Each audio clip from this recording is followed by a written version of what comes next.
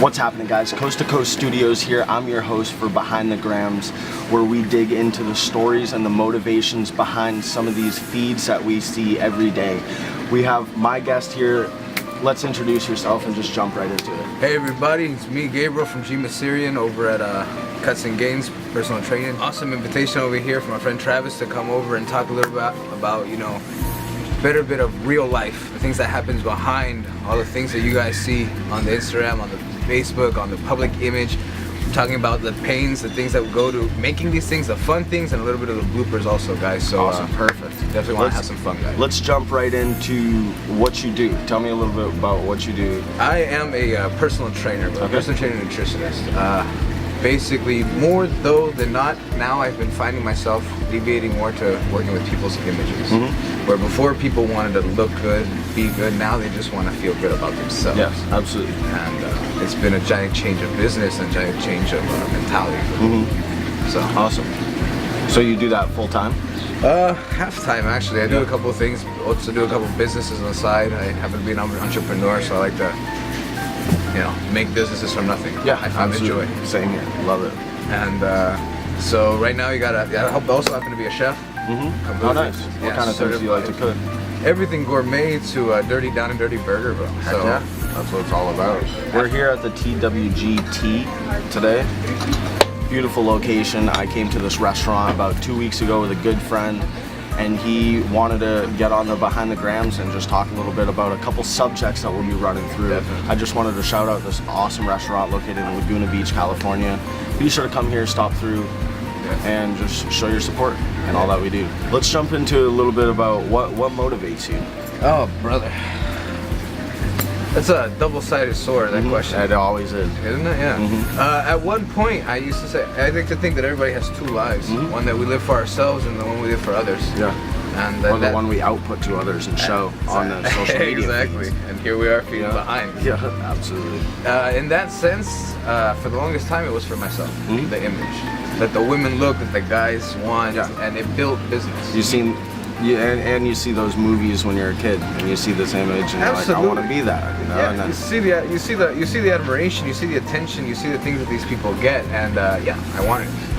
It's like a kid who wants to be a fireman, or a kid who wants the newest car, be a race car driver. Yeah, absolutely. Just a different dream.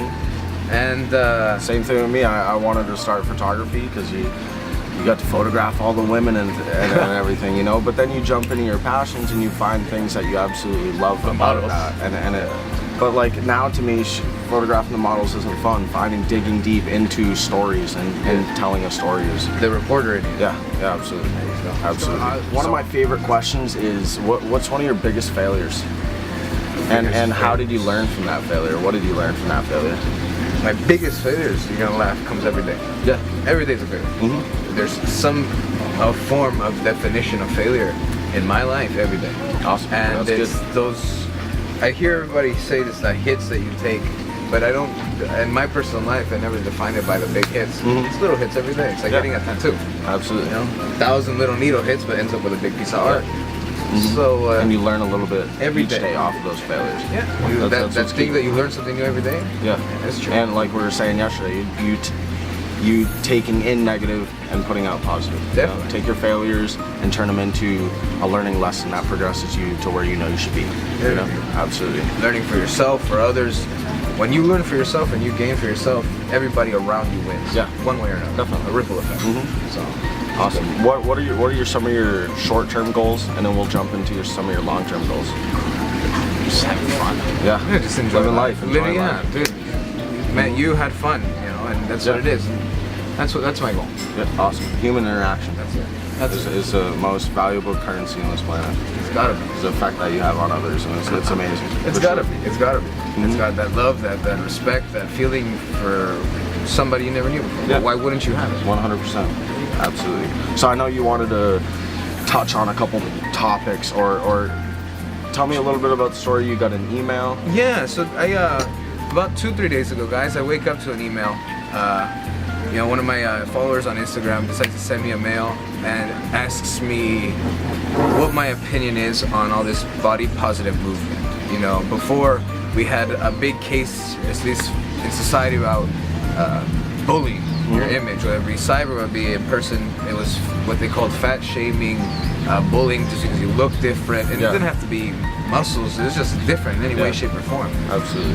For the past couple of years, though, here we got this thing where it's this mass acceptance, and explain that a little bit. And well, it was basically everybody has been in a campaign of for self-esteem, for self-motivation and positivity. People have, being more openly accepting with whether it be sexual orientation, your bodily appearance, with your hobbies.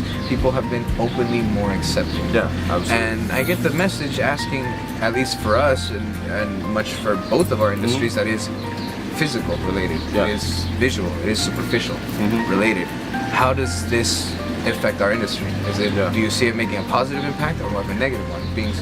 I think there's always positive and negatives in every effect that's happening.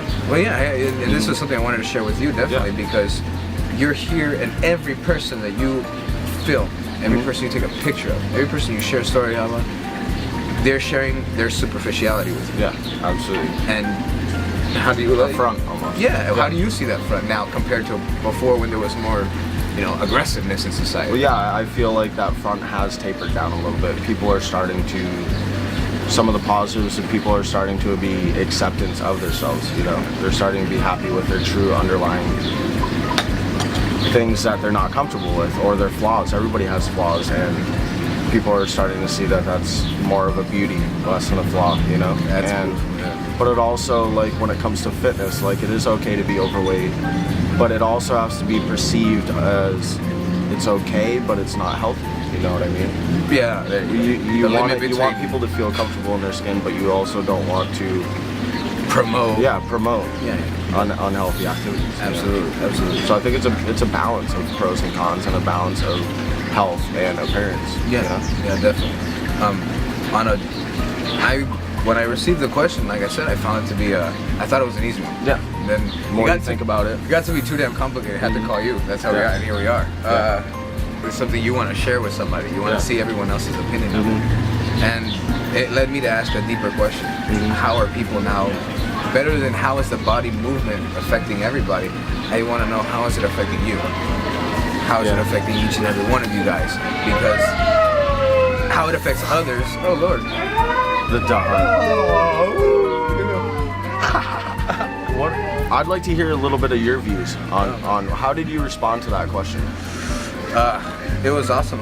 It made me think. Make sure that's up. What more than what it is doing, what the body positive movement is doing for society, I figured what's it doing for each and every one of you as personally. Mainly because for too long, I think people were worrying about society, worrying about what others thought about it, how they looked at it. I think it led to this problem to begin with. Yeah. It led to the front. It led to the shield. It led to the dishonesty. I totally agree. I think a huge part of it is we're growing up as kids and we see these commercials, campaigns on TV that are like, buy this makeup, you need this to look beautiful, and it's pressuring these kids to have to, like, you look at girls that are in high school these days, it's like, when I was in high school, these girls didn't look like this, they're pushing makeup campaigns and saying you need this to be beautiful, and then another end of it is social media saying that you are beautiful, so it's kind of them fighting against each other to make money at the end of the solution. That's the beautiful money driven. Yeah, that's the truth of the matter. You have, like we said at the beginning, it's a double-edged sword. Yeah. You have one person, one view telling you one thing, and now you don't know. You have not only what you know, but what your parents know, which is your mom knows. Honestly, I think women have it worse than men at this point. Absolutely. Women at this point, between what they should look like, from what they were told with their mothers, between how they want to feel because they're still, discovering themselves, and then between what they need to feel like, they think they need to look like to be able to get the attention of guys. Yeah. They got more shit in their head. Which unfortunately they do. Yeah. With today's society, they have to meet up to a certain standard. There it is. Yeah. And women have it worse. You guys are gonna have it worse, and most of my clients happen to be women.